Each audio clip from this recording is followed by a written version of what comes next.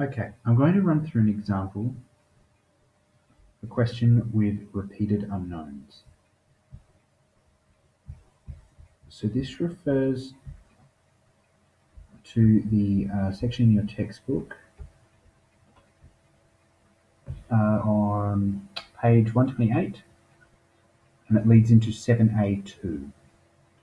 So first of all, an equation with a repeated unknown is one where the x appears more than once. So a simple example of that would be in exercise 7a2 number 1, we see 2x plus 5 plus x equals 14. So this has repeated unknowns because x is our unknown and it's appearing more than once in this equation. There are a couple of rules when we have repeated unknowns.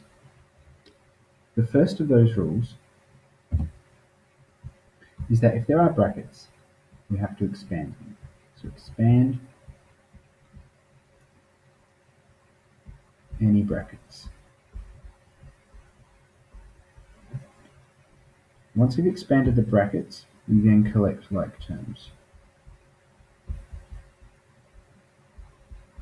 So like terms could be, as an example, if we have an equation where there's 2x plus 3 plus 4x, every time you see something with an x, that's a like term. So 4x and 2x are like terms.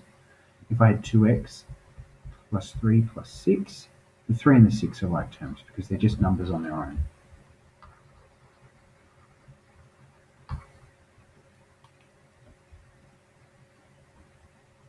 Okay, this is an example.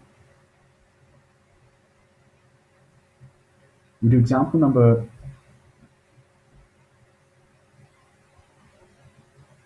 Example number 3,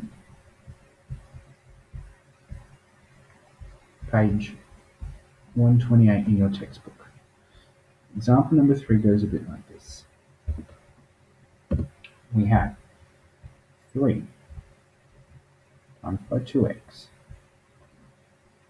minus 5, bracket, minus 2x minus 1 equals 3. So, first step, expand any brackets. Well, here's one bracket, here's another one. Let's do this one first. So expanding brackets, we times everything outside by everything on the inside. So we'll times 3 by 2x, 6x. Then 3 by minus 5, negative 15. That's that bracket sorted out. Next one, negative 2, we've got the number on the outside, don't forget the negative. We have an x and a minus 1 on the inside. So negative 2 times x, negative 2x, and negative 2 times negative 1. With negative times negative, that's positive, so plus 2 equals 3. Still got that left. So there's that bit. We've expanded our brackets. Second step, collect like terms. So what like terms have we got here? Well, let's see. We have 6x minus 2x. There's some like terms, so we'll collect those. We collect them. We've got 6x minus 2x. So 6 minus 2, 4x. So that's that one, and that one's sorted out. Now we're left with a minus 15 and a plus 2.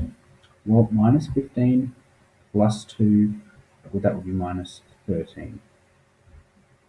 And we're a minus and a plus. And we still have equals 3. So there we are.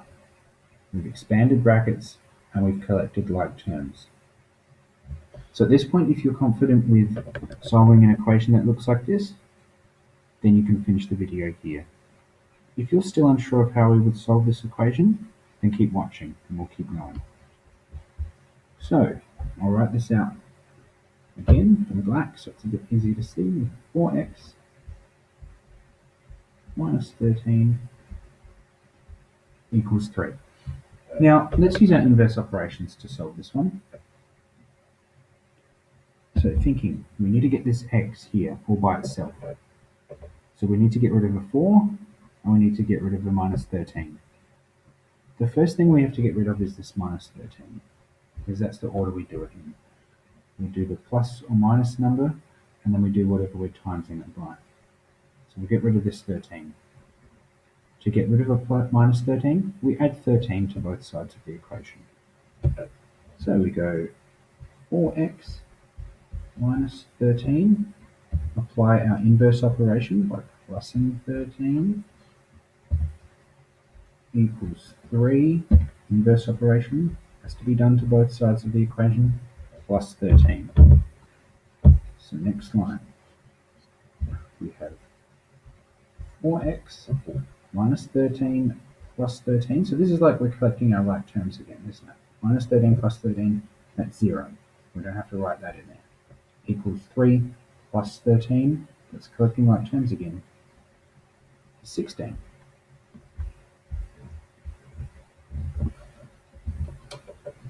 So now to get rid of this, to get this x by itself, we have to get rid of the 4.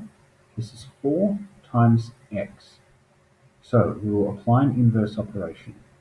Our inverse operation of 4 times by x is divide by x. So we go 4 times x divide by x equals 16 divide by 4. Sorry, I said x. This is 4x divided by 4 equals 16 divided by 4. So we've applied this inverse operation of dividing by 4 to both sides of the equation.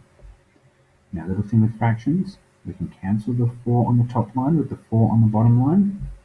That's gone. That leaves us with just the x. So this is great. We've got x all by itself. We've got it in the form of x equals 16 over 4. So this says x equals 16 over 4, which means x equals a number. So I'd like you to simplify that out. 16 divided by 4 is 4. Now, if you need to use a calculator, go ahead and do that. The main thing is that you get this process.